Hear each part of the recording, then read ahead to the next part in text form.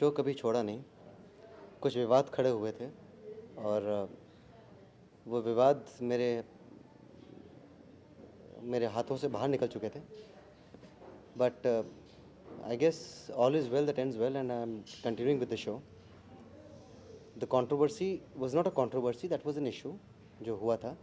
Every family, every production house, every corporate house has its own ups and downs. But just because I guess we are in limelight, the show is in limelight, my character is in limelight, so I guess उसको काफ़ी ज़्यादा media publicity मिली।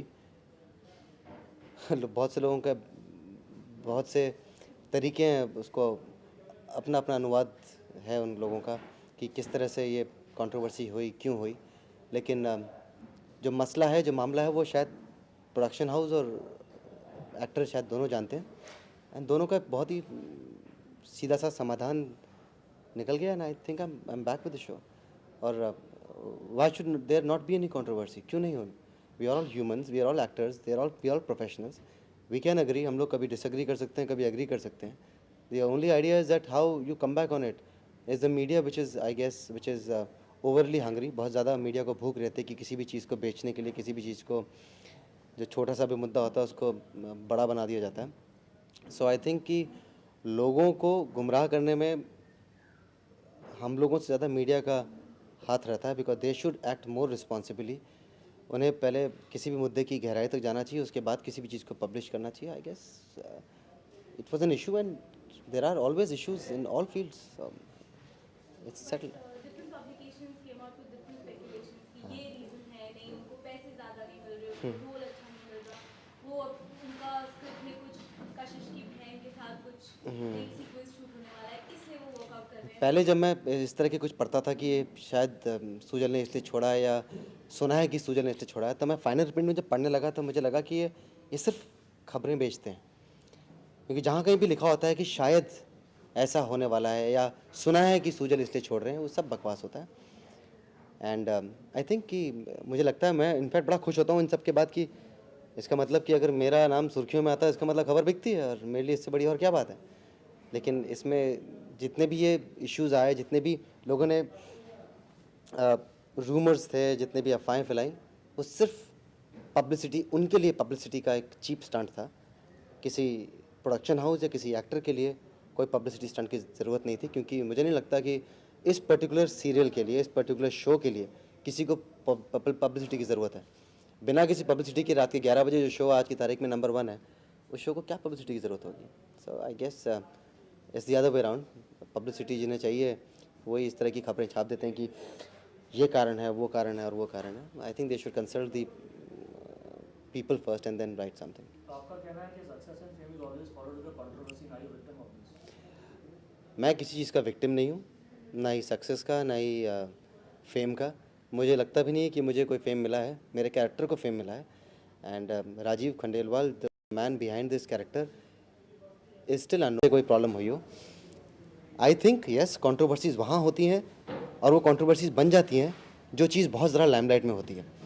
मुझे बहुत खुशी है कि लोगों ने इस बारे में चर्चा की, नोटिस किया, मीडिया ने लिखा। इसका मतलब जाहिर सी बात है कि हमारा सीरियल बहुत अच्छा कर रहा है और मैं चाहता हूँ कि सीरियल हमेशा हमेशा के लिए अच्छा करता रहे, भले ही मैं इसका पार्ट हूँ या पार्ट ना हूँ। But I really want this show to work and I am glad that this show is working. Tell us little bit at least what was the issue that brought about this entire craziness in the media? देखिए, issue कुछ नहीं था। Issue was, I don't think anyone has the right to even understand that issue, because मुझे नहीं लगता कि मुझे किसी को बताने की ज़रूरत है कि क्यों, क्या कारण था। वो मेरे और मेरे प्रोड्यूसर्स और मेरे डायरेक्टर्स के बीच में था और बहुत ही पर्सनल मामला है। आप लोगों का जो ऑडियंसेस है, उनका काम है कि किसी भी सीरियल को देखना, सराहना। बाकी हमारी पर्सनल लाइफ में, हमारी प्रोफेशनल लाइफ में किस तरह के उतार चढ़ाव आते हैं, उसका जानने का हक शायद सिर्फ हमारे अलावा और किसी को नहीं है। So, do you think that if Sujal would have worked out with this show, this show would have been what it is, or would be what it is? Minus Sujal, Yes. Minus Rajiv. Minus Rajiv. देखिए, मेरे हिसाब से कोई भी serial को कोई भी actor नहीं बनाता है, उस सीरियल को उसका किरदार बनाता है।